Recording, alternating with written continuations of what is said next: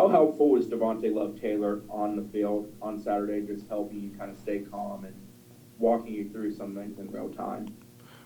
He did a great job, to be honest. He told me every play. He told me on the sideline. He said, "I don't care how long it take.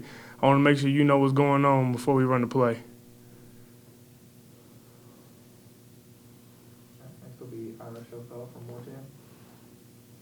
How long before the game did you know you were going to be starting? Did they tell you early in the week that you'd be starting? And then how did you control your emotions? Because I think some of the coaches said you did a good job of controlling your emotions. Yes, sir. To be honest, I didn't even know I was starting. I mean, I was taking on the reps, and then when we was at the hotel and we were doing walkthrough before the game, and I went up, I had to go first. I was like, well, I guess I think I'm started then. That's when it hit me, because it didn't really hit me throughout the practice like Tuesday, Wednesday, and Thursday, but that last day right before the game, I was like, oh, yep, I'm going in the game. Next will be Aslan Hazavandi from Moortown.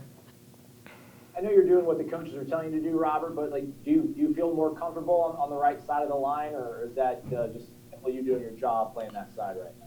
I'm just doing my job. To be honest, I don't know, because it's crazy, because, like, in high school, I was playing all left tackle. But when I first got here, so, like, the beginning of the 3 months, I was playing all right tackle. So now it's kind of, like, second nature to me. So that's all I know how to play right now. But I'm going to eventually be able to do both, I believe. But right now, they just got me playing right, and it's going pretty good. We'll go back to Ira from Moortown. And I hate to ask a question about going back to when you were in high school, but during the recruiting process, you didn't seem to talk a lot. Like you didn't share a lot of information about what you were doing. Did you always know you were going to come to Florida State, and why were you kind of private during that process? You talking about, say it again, so you talking about? When you were getting recruited, like during the recruiting process, Mm-hmm. you weren't a guy that gave you didn't do a lot of interviews, you didn't was that just how you are? Did you know for a while that you wanted to go to Florida State? What was that process like? That's just who I am. A lot to do is because it was my mom. So it was more like I handled the football and she handled like the politics. So it was just, I go back and talk to her, and then that'll be it. And then I didn't really go public with it until I knew I was for sure. Because I didn't want to have nobody else thinking, Next will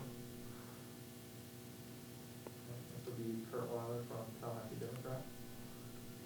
Coach Atkins was on the TV show last night, Coach Norvell's TV show. He talked about one of the things he's most impressed by is kind of how y'all, the offensive linemen, have kind of handled him and his high standards. It seems like he asks a lot of y'all. I guess, how would you kind of describe his coaching, and do you think he kind of is what a group like your group needed coming into this year? I couldn't say that one more time. Just Coach Atkins has talked about how high his standards are, how tough the coach is, how he stays on y'all. Do you think that's kind of what your group needed coming into this year? Yes, sir.